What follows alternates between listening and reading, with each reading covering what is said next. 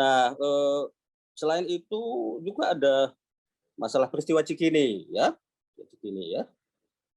Sulit memang mengatakan CIA atau Amerika terlibat di sini ya, karena itu menjadi isu di antara kekuatan-kekuatan politik yang bersengketa tahun itu ya. Tapi paling sedikit barangkali Amerika berkepentingan untuk membuat bahwa ini adalah ulah komunis begitu, disebarkan ya, cerita ya, disebarkan dokumen ya yang berusaha mempengaruhi public opinion gitu ya. Nah, tahun 58 ini tentu makin luas ya dan makin terbuka ini ya bantuan Amerika terhadap kelompok-kelompok yang membuat pemerintahan sendiri ya di Sumatera ya, maaf, bukan hanya Sumatera Barat ya, Sumatera di Indonesia Timur. Bantuan ini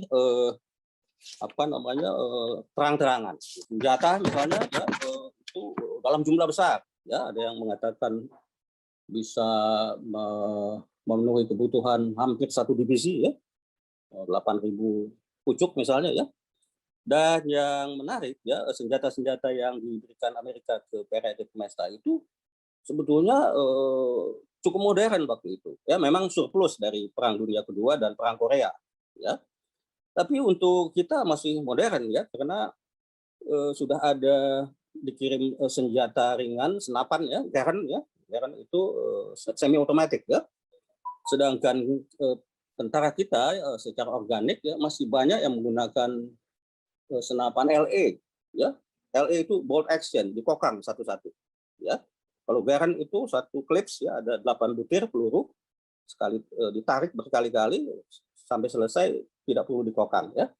Lalu ada juga senjata mesin Thompson ya, yang juga masih jarang digunakan di kita ya.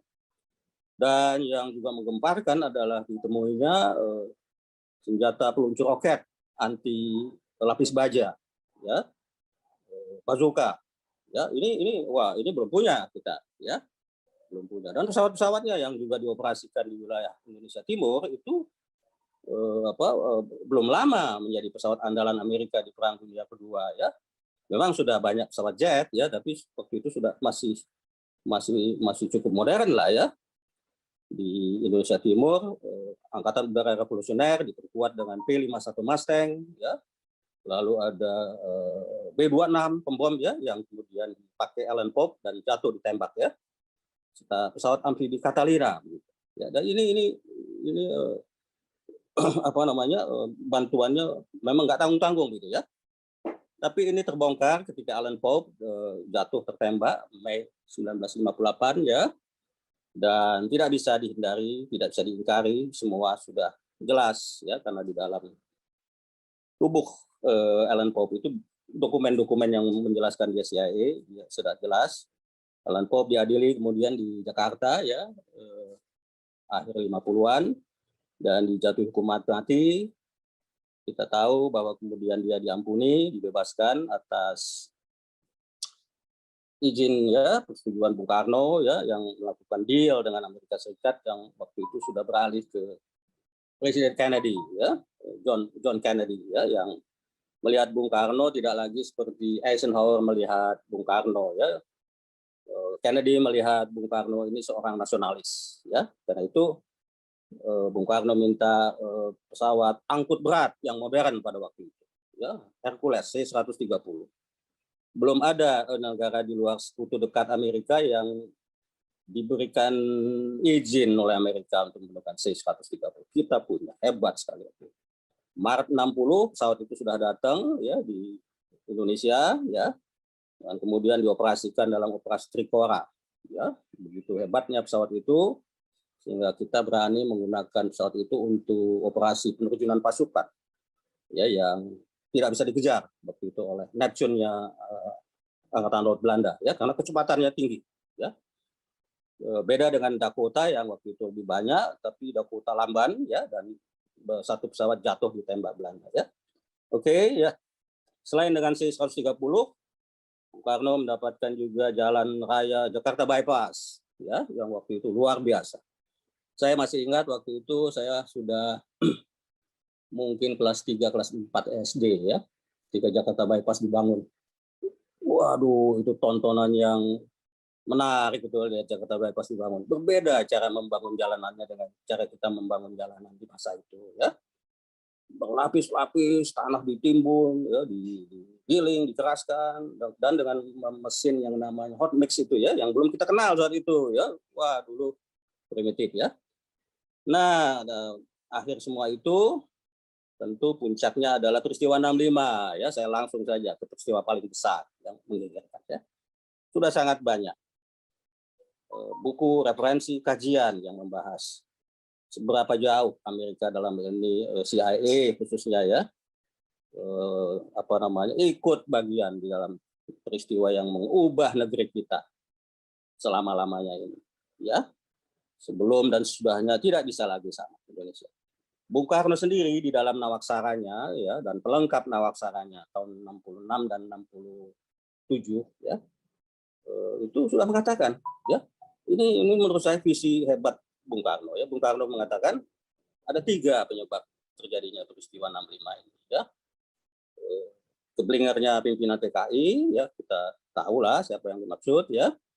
Lalu kelihayan Nekolim ya, subversi asing ya,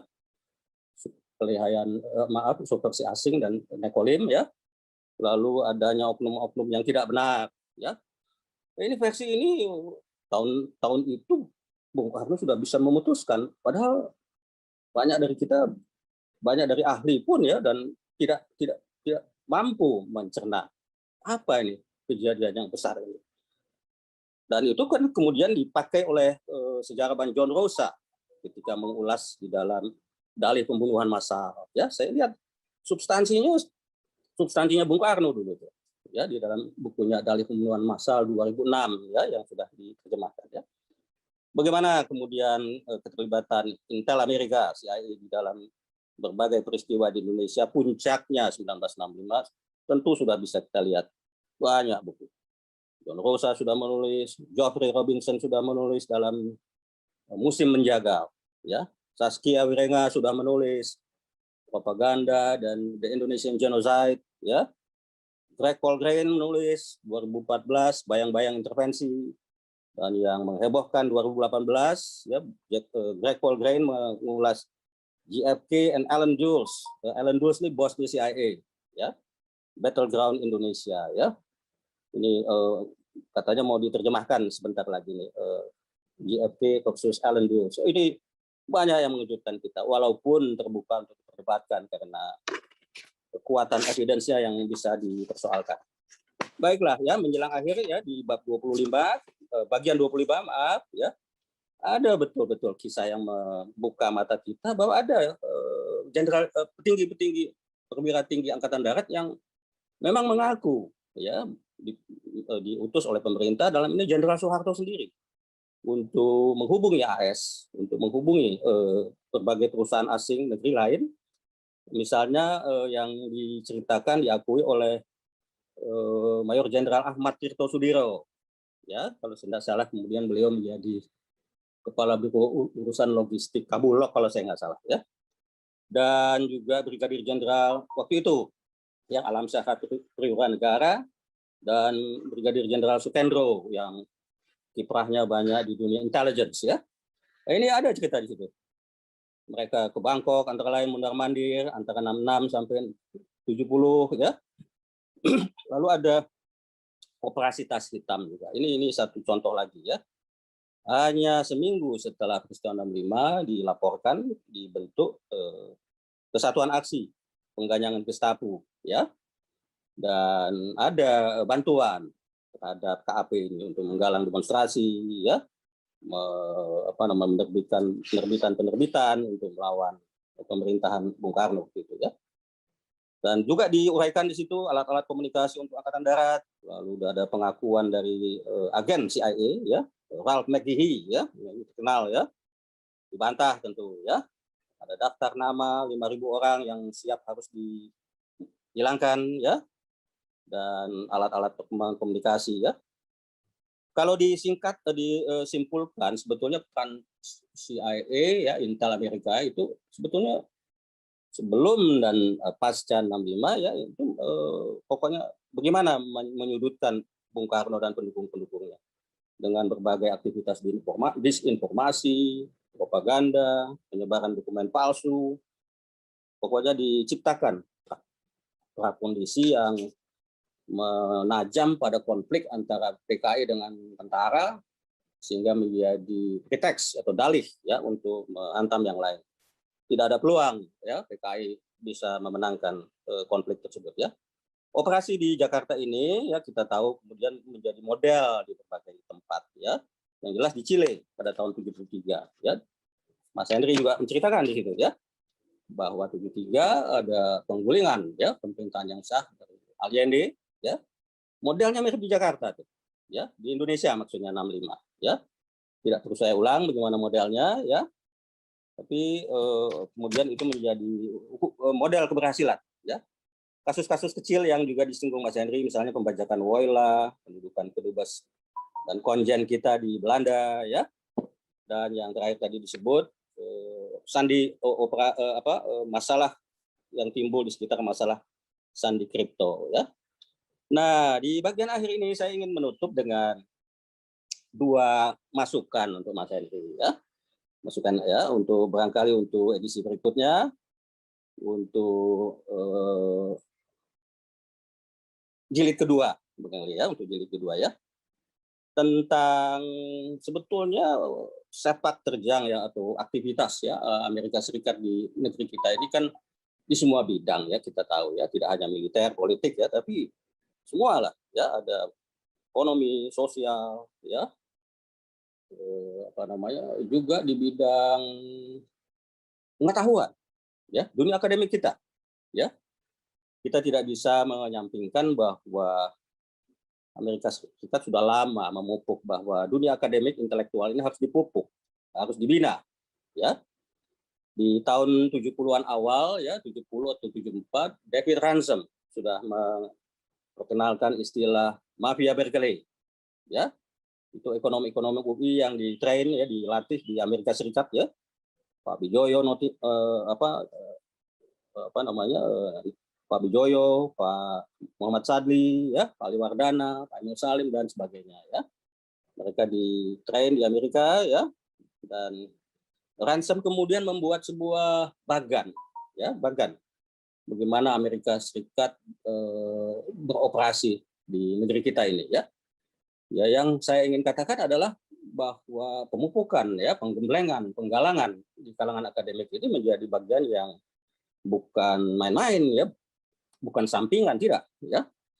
Ransom menggambarkan ada sumber dana dari Ford Foundation, dari Rockefeller Foundation, lalu ke bawah menetes ke beberapa universitas besar di Amerika, MIT, Harvard, Cornell, dan UCLA ya, California. Dan tentu saja tadi Mas Iwan juga sudah menyinggung ya, lembaga think tank ya, the East West Center di Honolulu, Hawaii. Kita tidak boleh lupa bahwa the East West Center itu dibentuk dalam konteks perang dingin, ya, di mana waktu itu Bung Karno juga mengirimkan banyak mahasiswa dan calon intelektual ahli kita ke Blok Timur, ya, ke Uni Soviet, ke Polandia, ke Jerman Timur, ke Ceko dan sebagainya. Lalu awal 60, saya lupa persisnya 61 atau 62 dibangunlah kampusnya The East West Center di Manoa, ya. Mas Iwan tadi katakan juga yang sedang bicara ini juga lulusan situ nih, bagaimana? Saya tidak mau berkomentar apa-apa ya. Kalau orang menilai siapa saya pun saya juga tidak bisa membantah ya. Faktanya sudah begitu ya. Tapi nyatanya ya begitu ya, karena di East West Center ini sebuah lembaga federal Amerika, tentu saudara-saudara hadirin semua bisa menduga-duga bagaimana nih seleksinya, bagaimana penelusurannya, ya, background pasti diperiksa, ya, dan sebagainya itu ya. Saya tidak bisa arguing soal itu, ya. Baiklah. Nah, yang saya ingin katakan juga dalam konteks lebih besar, ini ilmu saya, ilmu komunikasi yang saya tekuni, ya. Di tahun 94 terbit sebuah buku dari Christopher Simpson, ya. Science of Coercion. Nah, lalu buku Christopher Simpson ini diulas oleh Mas Ignatius Haryanto, ya. Mas Ignatius Haryanto ini, ya. Dikatakan bahwa tidak bisa kita naif untuk menyangka bahwa ilmu itu berkembang netral, ya. Tentu ada kepentingan di sana, ya, ada keberpihakan, ada values di situ, ya. Nah, ilmu-ilmu sosial, ilmu komunikasi itu mendapat dukungan kuat besar pada saat Perang Dunia Kedua dalam rangka upaya Amerika memenangkan perang. Bukan hanya secara militer dengan persenjataan, tapi juga dengan ilmu untuk melemahkan, ya, ketahanan lawan dan menguatkan dukungan public opinion, ya, terhadap upaya-upaya Amerika, ya. Ilmu komunikasi ini mendapat prioritas juga di dalam pengembangan ini. Bantuannya jutaan dolar. Orang-orang yang kita kenal sebagai pendiri-pendiri pelopor ilmu komunikasi, ya, bisa saya sebut misalnya Wilbur Schramm, ya, kebetulan beliau guru saya, dan Harold Laswell itu dikenal sebagai orang-orang yang aktif membantu pemerintah Amerika di bidang kemiliteran dan dekat dengan badan-badan intelligence, ya. Mereka banyak direkrut menjadi militer, gitu, ya. Ini juga barangkali tidak bisa kita abaikan, ya, barangkali juga bisa menjadi bahan, ya, untuk dikembangkan di dalam tulisan-tulisan Mas Henry selanjutnya. Dan satu bahan lagi, ya, yang juga menarik, ya, walaupun terbuka untuk dipertentangkan, adalah yang saya sebut tadi dari Greg Paul Grain, ya. Paul Grain melihat bahwa upaya Amerika Serikat melalui Biro Badan Intelijen Amerikanya CIA, terutama di bawah Allen Dulles, ini menguasai Indonesia dan melengsarkan Bung Karno. Bukan hanya melengsarkan Bung Karno yang dianggap komunis dan membahayakan kepentingan global Amerika di Asia Tenggara, di Asia, tapi juga merebut sumber alam di Papua, emas dan tembaga. Wah, ini heboh ini. Jadi kanvas besarnya digambarkan oleh Paul Grain, tentu terbuka untuk diperdebatkan. Dan ada beberapa data di situ yang kawan-kawan, rekan-rekan sejarawan tentu bisa membantah atau berdebat panjang lebar menurut saya. Tapi Paul Grain sudah membuka bahwa CIA terutama di bawah Dulles ini memang punya rencana besar, ya, untuk menguasai Indonesia, terutama sumber daya alamnya, ya, dengan pertama-tama menggeser Bung Karno. Terakhir, ya, seperti saya katakan tadi, para akademisi itu dibina begitu rupa, ya, dan kemudian mereka juga berhubungan erat dengan Seskoat, ya, Sekolah Staf Komando Angkatan Darat, yang juga dikait-kaitkan dengan berbagai aktivitas intelligence Amerika di bawah CIA, ya. Ini sudah juga panjang ceritanya, ya. Dan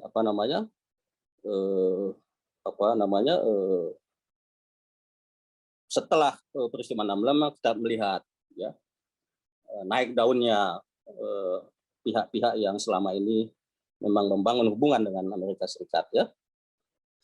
Jadi sekali lagi buku ini sudah memberikan gambaran bagi pembaca, khususnya yang ingin tahu lebih banyak tentang CIA, apa saja sepak terjang Badan Intelijen Amerika ini, ya, sejak awal Republik sampai sepanjang sejarah perjalanan negeri ini sampai sekarang,